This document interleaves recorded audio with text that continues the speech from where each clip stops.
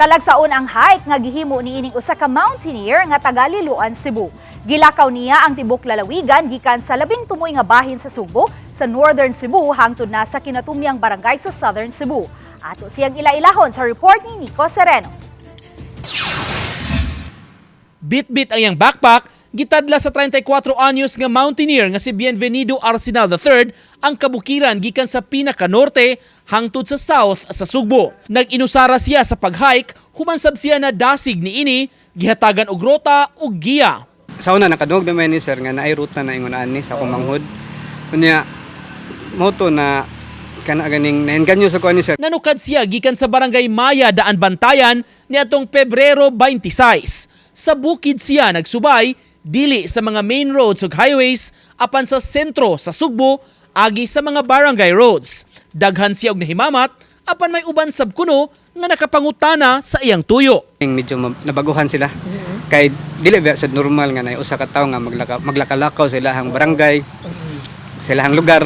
Kinana niya mo na ang uban kay muduol kung unsa ang gibuhat. Mu 30 ngadto sa 40 kilometros ang iyang malakaw sulod sa usa ka adlaw. Magsugod siya mga alas 7 sa buntag ug matapos mga alas 5 sa hapon o alas 6. Magabii siguroon niyang makapahuway mangita siya campsite aron butangan sa iyang tent. May duha ka adlaw sab nga rest day niya, dunay gamayng lakaw gihapon apan laundry day niya.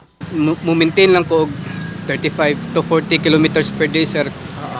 Para kana ganing makuha na akong pacing sir. Kanang sa kuang kagalingon sir ba na dili ko masubraan pod sa lakaw. Usa ka seafarer si Bien sa usa ka international nga barko. Third mate ang iyang posisyon. Bakasyon pa siya karon, nagpaabot nga tawgon og musakay pagbalik. Maong mipahimo siya sa kahigayunan nga makakatkat og bukid nga maoy gikahiligan niya kaniadto pa. Pagka Marso 13 sa ika-15 ka adlaw, naabot na gyud ni Bien ang pinaka-southern portion sa Subo sa barangay Liloan, Santander sa kinatibuk-ang 454 kilometros nga lakaw. Mas paspas pa sa iyang gi-expect unta nga 20 ka adlaw nga hike.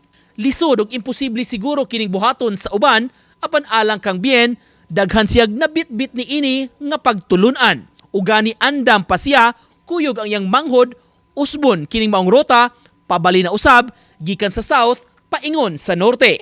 Ako nakatunan sir, nakaya na ko day. Nya medyo na kuansa na ako akong limitasyon. Unya sa mga tao gidaghan ko nakatunan sa lugar. Nya sa mga nindot nga lugar pod sir sa kabukiran sa Cebu. Moto sir na kana makaagi kog mga nindot nga mga lugar, makaingon bitaw ko nga naa day ingon ani sa nari ingon ani nga redapita ba. Uban ni Godfrey Relien, Nico Sereno, Balitang Bisdak.